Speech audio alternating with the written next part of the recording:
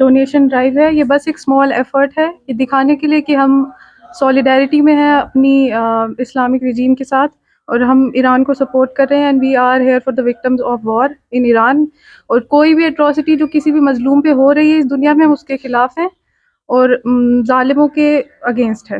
اور یہ چھوٹا سا ایفرٹ ہے، کوئی اتنا بڑا نہیں کر پائے ہم، بٹ ہم بس اپنی سولیڈیرٹی شو کرنا چاہ رہے ہیں. یہ جولری یا کوئی فائنینشیل ایڈ اتنی بڑی ایڈ نہیں ہوتی ہے اس دنیا میں، بٹ اٹ جسٹ دیٹ ہم اپنا ایفرٹ شو کرنا چاہ رہے ہیں کہ ہم ان سولیڈیرٹی ود ایران ہیں. ایران کا کہنا تھا ایران سے اب میں یہ کہوں گی کہ اب جو ایک کاز پہ یونائٹ ہو گئی ہے ہماری پوری کمیونٹی، انشاءاللہ میں یہ ایکسپیکٹ کروں گی کہ ہماری جو یوتھ ہے وہ اس کاز پہ ہمیشہ یونائٹڈ رہے.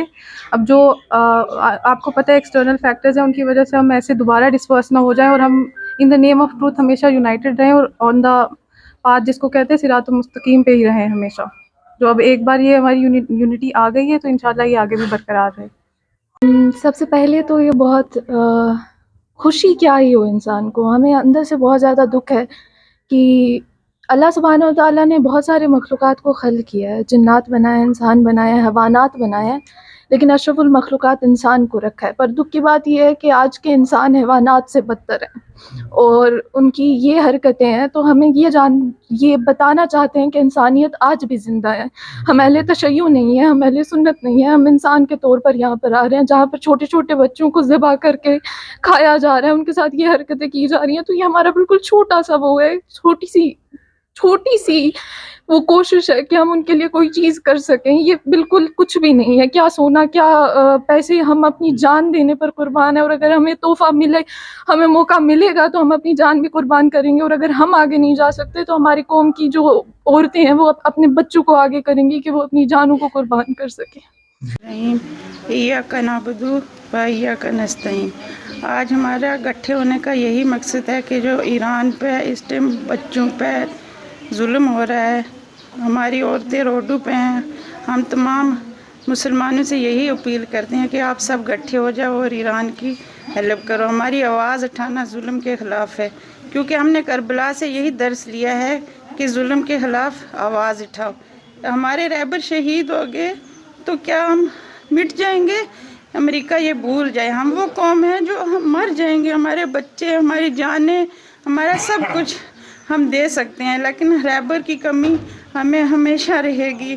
وہ ایک 86 سال کے بزرگ تھے، انہوں نے اپنی نماز میں شہادت مانگی تو اللہ تعالیٰ نے ان کی دعا قبول کر لی اور وہ شہید ہو گئے. لیکن ہم ڈرنے والی قوم نہیں ہے، انشاءاللہ ہم ایران کے ساتھ ہیں. ایران کو کسی مدد کی ضرورت نہیں ہے، اس کے ساتھ غیب کی مدد ہے. لیکن ہماری جان، ہمارا مال، ہمارے بچے، ہم اپنی جان دے سکتے ہیں. ہم تمام مسلمانوں سے اپیل کرتے ہیں کہ اس میں کوئی شیعہ سنی کچھ نہیں ہے، سب ایک ہو جاؤ. اور ایران کے حق میں ہماری آواز اٹھانا ہی بہت بڑی بات ہے. وہ ٹرمپ اور نیتن یاہو سب مسلمانوں کو ختم کرنا چاہتے ہیں. تو ہمارے ایک رہبر تھے جو مسلمانوں کے لیے آواز اٹھاتے تھے، ہمارے سے وہ بھی چھین لیے. لیکن اللہ کرے گا بہت سارے رہبر ایسے ملیں گے، بہت سارے ہم نئی آئیں گے. کتنے حسینی کو مارو گے؟ ہر گھر سے حسینی نکلیں گے، ہر گھر سے ہم نئی آئیں گے. انشاءاللہ رہبر نے ایک پورا لشکر تیار کیا جو امام مہدی کا ہے.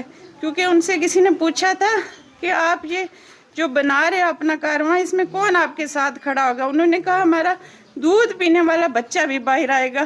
آج ہمارا دودھ پینے والا بچہ بھی باہر ہے، بوڑھے بھی باہر ہیں، جوان بھی باہر ہیں، عورتیں بھی باہر ہیں. ہم ڈرنے والی قوم نہیں ہے. انشاءاللہ اگر میری جان بھی جائے تو میں بھی دینے کے لیے تیار ہوں. الرحمن الرحیم. قال اللہ تبارک و تعالی تعاونوا علی البر والتقوی. یہ جو آپ دیکھ رہے ہیں آج، یہ ایرانی مظلوم قوم، شہداء کے خانوادے جو اس وقت ہاسپٹلس میں ہیں، بھوک مری میں ہیں، ان کے لیے یہ اہتمام کیا گیا ہے ڈونیشن. حالانکہ یہ ایران کی طرف سے، ایمبیسی کی طرف سے یہ نہیں ہے کہ آپ ہمیں چندہ دیں.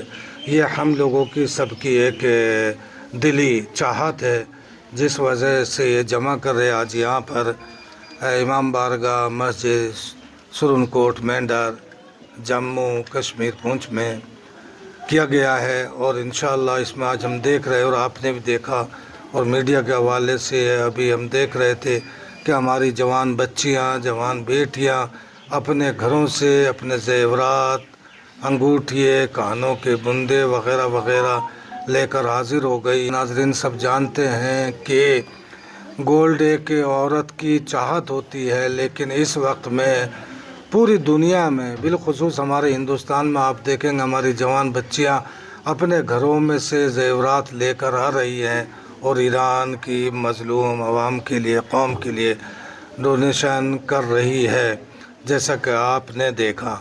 اور بالآخر میں یہ آپ کی خدمت یہ عرض کروں سامعین کے لیے کہ ایران جنگ جیت چکا ہے، اس میں کوئی شک نہیں ہے، اور اس کی سیدھی دلیل یہی ہے کہ آج اسرائیل یعنی نتنیاہو اور ڈونلڈ ٹرمپ گھٹنوں پر آ چکے ہیں، اور خود نیٹو جو بڑی طاقتیں ہیں ان سے بھیک مانگ رہا ہے کہ کسی طرح یہ جنگ بند ہو جائے، جنگ بند ہو جائے۔